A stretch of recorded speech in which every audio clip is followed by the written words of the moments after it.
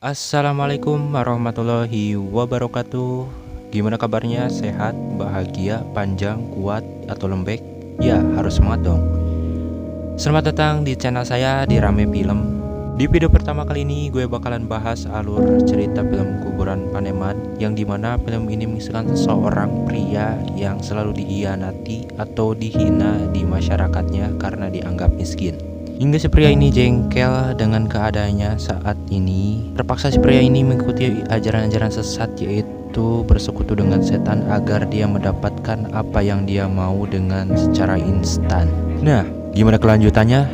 Tonton terus videonya.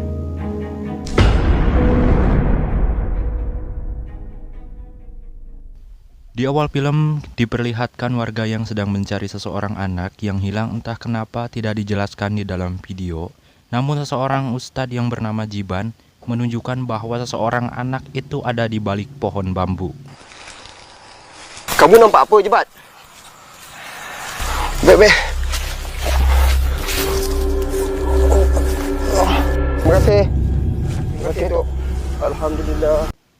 Singkat cerita, ada seseorang perempuan yang bernama Jamilah yang mengalami kerasukan setan sehingga Pak Samad mengundang seorang ustadz, kita panggil aja si Abah. Namun seketika si Abah sedang mengobati si Jamilah, setan itu tidak kunjung keluar dari tubuhnya. Dan seketika si Jiban datang lalu mengeluarkan setan yang ada di dalam tubuh si Jamilah, dengan mudahnya setan itu keluar dari tubuh si Jamilah. Keluarlah kau, setan, keluar!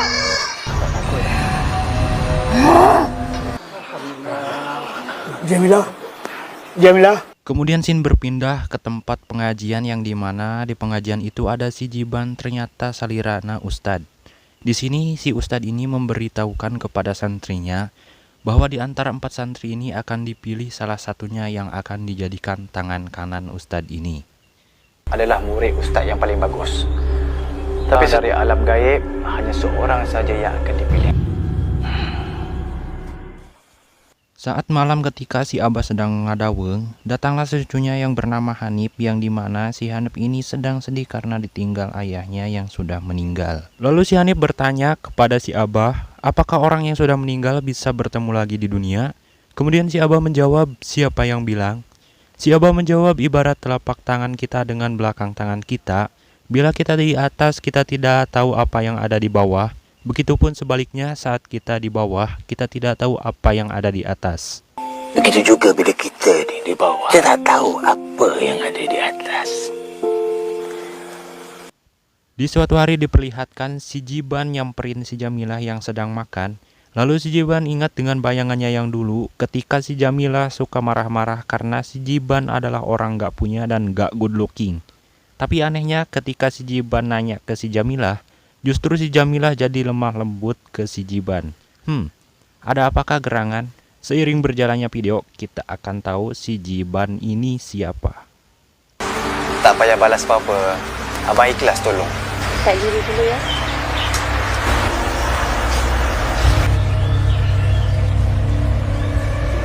Aku takkan lepaskan kau. Di sisi lain datanglah Pak Samad, bapaknya si Jamilah, ke peternakannya si Abah. Lalu si Abah bertanya kepada bapaknya si Jamilah, apakah anaknya sudah sembuh? Lalu Pak Samad menjawab, alhamdulillah anaknya sudah sembuh. Kemudian si Abah bertanya kepada Pak Samad, ada apakah kau datang ke sini? Ternyata Pak Samad mau beli kambing si Abah untuk selamatan sebab si Jamilah sudah sehat. Kambing, sebab Jamilah dah sihat tu. Kemudian scene berpindah kepada 4 orang santri yang dipilih Ustadz Jibat. Lalu si Hanif datang agak terlambat karena ada keperluan yang penting. Lalu si Hanif pura-pura sakit, namun nyatanya enggak. Lalu dia pergi temui teman-temannya untuk menemui Ustadz Jibat. Kamu je tahu. Baik kita ikut Ustaz, saya terus jumpa Tuhan. Kita boleh pun kita 5 rakaat je.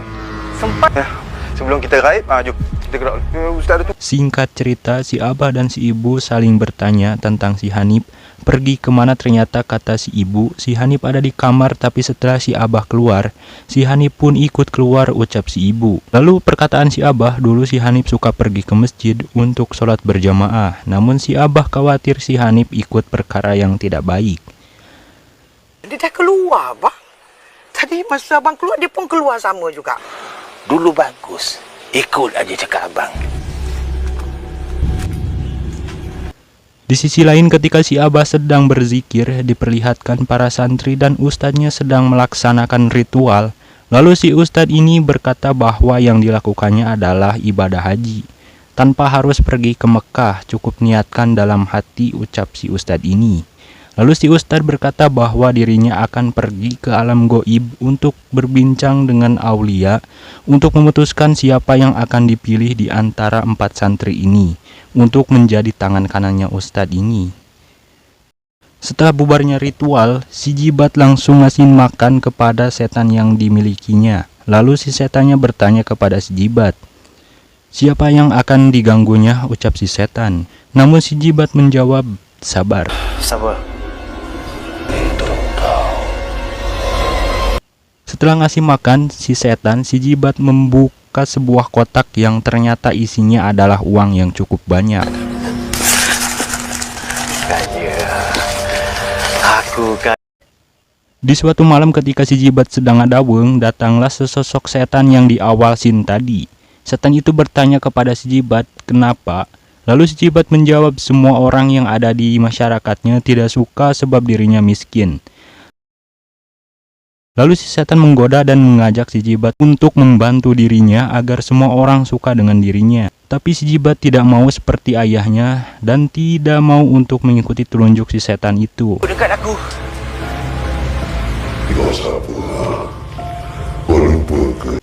Ketika si Abah mengajak cucunya si Hanif untuk pergi sholat subuh berjamaah, namun si Hanif menolak ajakan si Abah untuk sholat subuh.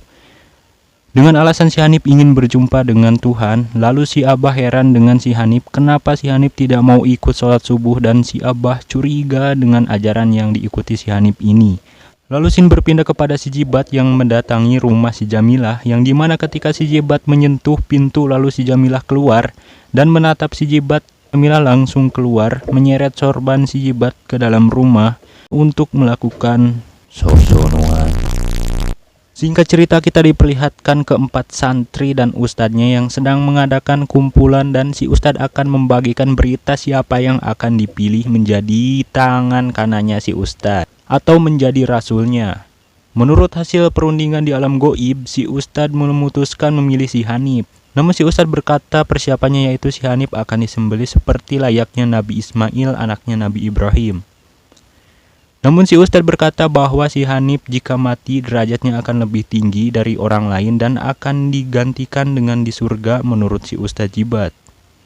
Lalu kita diperlihatkan adegan demi adegan ritual yang sedang dilakukan si Jibat.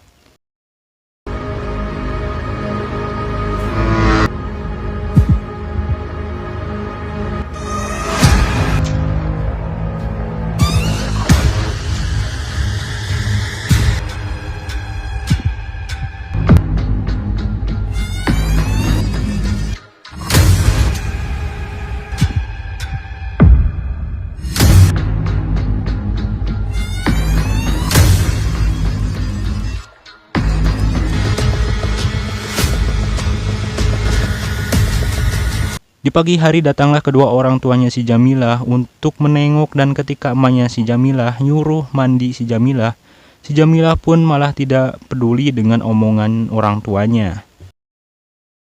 Di sisi lain saudaranya si Hanif memanggil si Hanif lalu ia berkata bahwa dirinya salah jalan. Namun si Hanif malah ngeles dan mengajak saudaranya ini mengikuti ajarannya agar si Hanif menemui jalan ke surga. Namun saudaranya ini menolak bahwa ajarannya itu sesat dan keempat santri ini gak bakalan dibawa ke surga secara langsung.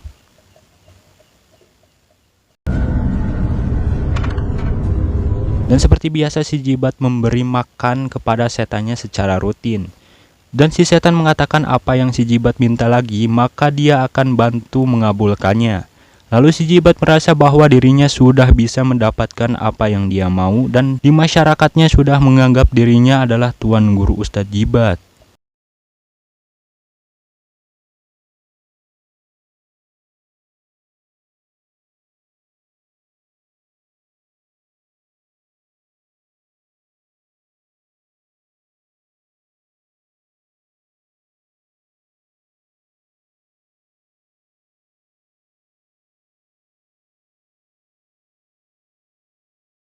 Setelah si Jibat dari rumah si Jamilah, ia langsung nyamperin setannya dan dia menyangka bahwa si setannya lah yang mengganggu si Jamilah. Namun si setannya berkata dia tidak apa-apakan si Jamilah. Dia hanya membantu si Jibat agar si Jamilah suka sama si Jibat.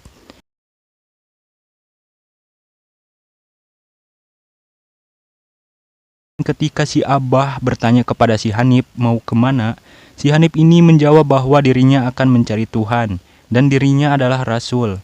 Lalu si Hanif berkata bahwa ajaran si Abah lah yang sesat dan si Hanif malah mengajaknya si Abah untuk mengikuti ajarannya.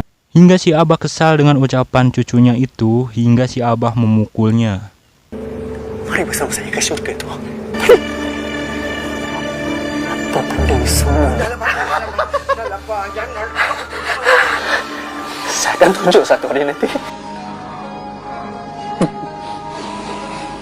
Ketika si Abah sedang mencari si Hanif dengan saudaranya, tiba-tiba si Hanif mencekik si Abah dan ketika saudaranya ini ingin membantu, tapi si Hanif ini malah dijungkelkan.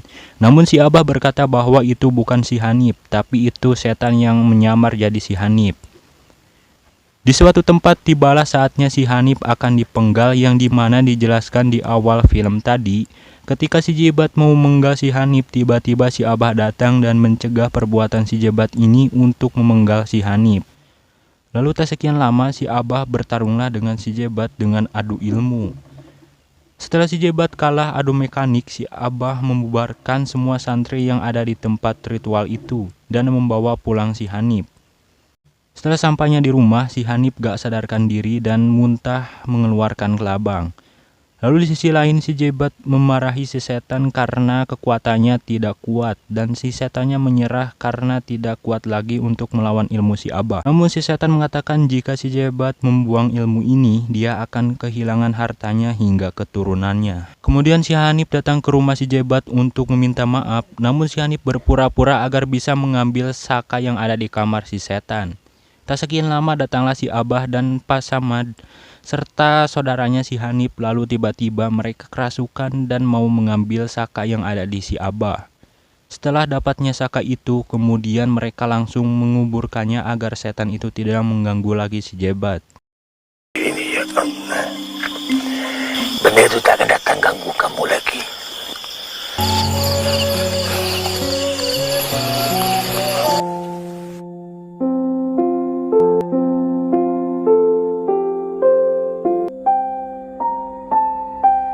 Lalu scene berpindah kepada rumah si Jamilah yang dimana si Jamilah kelihatan sedang sakit.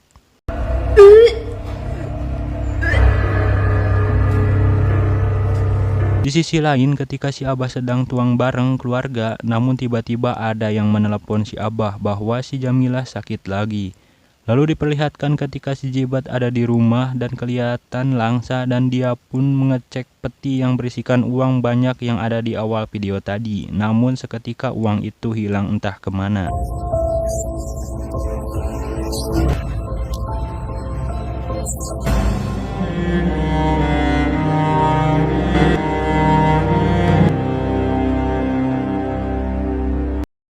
Lalu tiba-tiba datanglah seorang pengikut si Jibat yang tak lain mereka adalah pengikut si Jibat di saat dia masih punya ilmu itu.